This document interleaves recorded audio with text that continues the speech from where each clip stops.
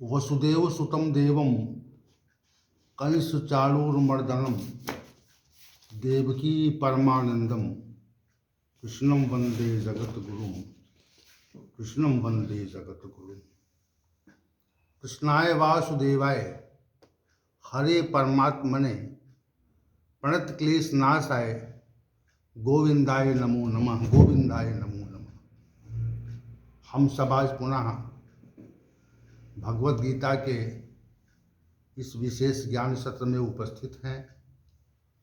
भगवान श्री गोविंद भी हमारे साथ उपस्थित हैं और हम सभी दूसरे अध्याय के श्लोक संख्या 16 पर चर्चा कर रहे हैं, जो विशेष है और इसका जो भाव है बहुत व्यापक है।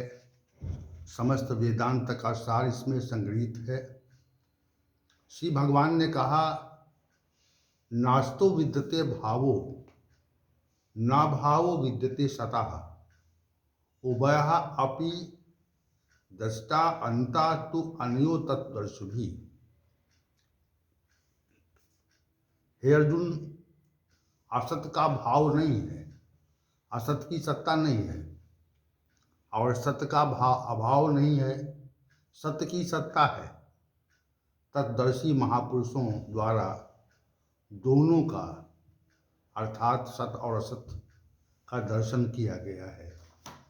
इसमें विगत सत्र में हमने कुछ चर्चा की थी और आज पुनः आगे हम गति देंगे। चैतन्यता का अर्थ बहुत व्यापक है, जिसका समग्रता से प्रकट करना, उसका विश्लेषण करना अत्यंत कठिन और दुरूह है। शरीर में जो चैतन्यता है, जिस कारण से है, जिससे चैतन्यता रहती है, उसी को शास्त्रों और मनीषियों ने जीवात्मा कहा। सतनाम से इसी श्लोक में उसी का वर्णन हुआ है जिसको हम जीवात्मा कहते हैं। उसका अभाव नहीं होता, अर्थात उसका सदैव अस्तित्व रहता है। उसका सीधा अर्थ है, सतनाम की सत्ता शरीर में सर्वत्र व्याप्त है। पैर से लेकर मस्तिष्क तक उसका प्रकाश है। शरीर के प्रत्येक अंग में, चाहे वो अंग बाह्य हो, चाहे वो आंतरिक अंग हो, उसमें जीवात्मा के प्रकाश की प्रतीति होती है। प्रत्येक अंग में चैतन्यता उसी सत्तत्व के कारण होती है, ऐसा शास्त्रों का कथन है। और हम जब उस पर विचार करेंगे और उसको जानने का प्रयास करेंगे, तब हमारे समक्ष भी ये स्थिति प्रकट हो जाएगी कि वास्तविक रूप से सत्य की सत्ता है।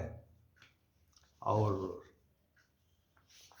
इसी प्रकार सिर, मस्तिष्क तथा अन्य अंगों के बालों का बढ़ना,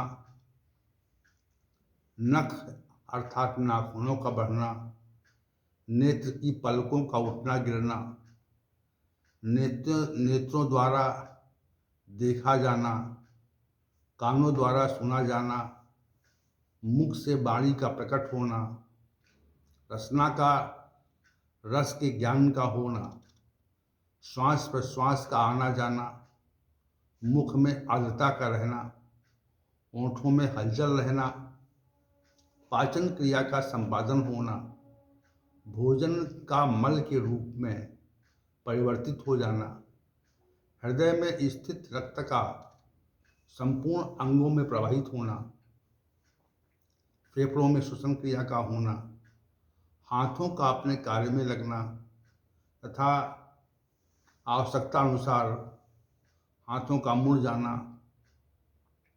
अंगुलियों का चलना, वस्तुओं को पकड़ने हेतु उद्यत रहना, पैरों का की गमन क्रिया में संलग्न होना, उसका यथा आवश्यकता अनुसार मुड़ना, चलना फिरना, पैर की अंगुलियों का यथारूप कार्य करना, मन बुद्धि का संकल्प विकल्प होना आदि समस्त अंगों में उस सत्य नाम की सत्ता का आभास और प्रतीति होती है।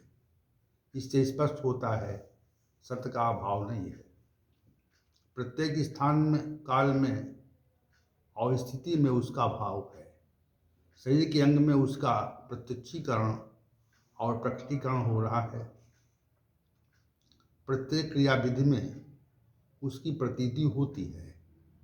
न भाव वित्त सत्ता का यही अर्थ है, अर्थात सत्य का अभाव नहीं है।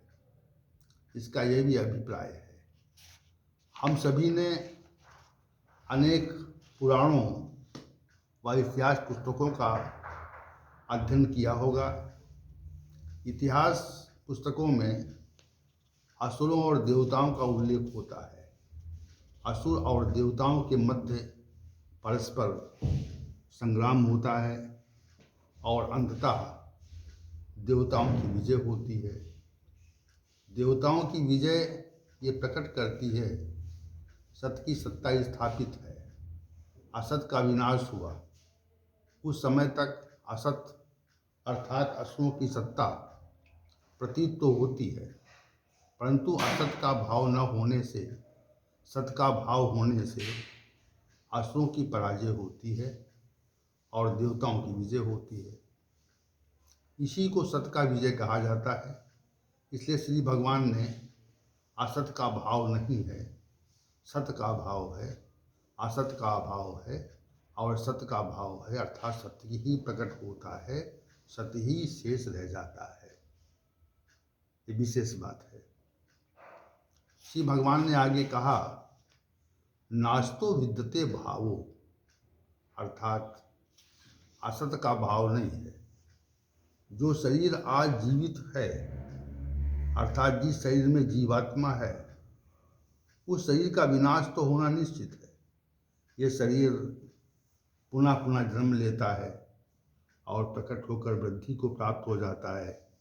धीरे धीरे उसका स्वतः विनाश हो जाता है, क्योंकि वो विनाश की ओर अग्रसर है। अंततः मृत्यु को प्राप्त हो जाता है। असत अर्थात नाशवान वस्तु जिसमें सत्य का निवास है, उस नाशवान शरीर का विनाश हो जाएगा। यो नाशवान शरीर नहीं रहेगा, उसकी स्थिति सदैव नहीं रहेगी। जीवात्मा अविनाशी है, अर्थात शरीर के परिवर्तित होने पर भी वो स्वयं परिवर्तित नहीं होती। वो एक रूप रहती है, यथारूप रहती है। उसमें किसी भी परिवर्तन की संभावना नहीं है। स्वयं एक रूप रहकर उस शरीर में चैतन्यता प्रदान करती है जिसमें वो रहती है। उस शरीर को क्रियाशील बनाए रखती है जिसमें वो रहती है। शरीर तो विनाश होने वाला है, विनिष्ट होने वाला है, क्योंकि वो विनाशशील स्वभाव का है। उसका वास्तविक स्वरूप विनाशी है, उसे कोई रोक नहीं सकता। असत का भाव नहीं है, अर्थात ये शरीर सदैव रहने वाला नहीं है। शरीर की आज क्रियाशीलता है, कल जीवात्मा के इस शरीर से बाहर निकल जाने पर वो अक्रिय हो जाएगा। मृत शरीर का को आपने देखा होगा, उसके कोई अंग कार्य नहीं करते। उस मृत शरीर को पार्थिव कहा जाता है, क्योंकि वो पृथ्वी की तरह जड़ हो जाता है और पृथ्वी में ही मिलना चाहता है।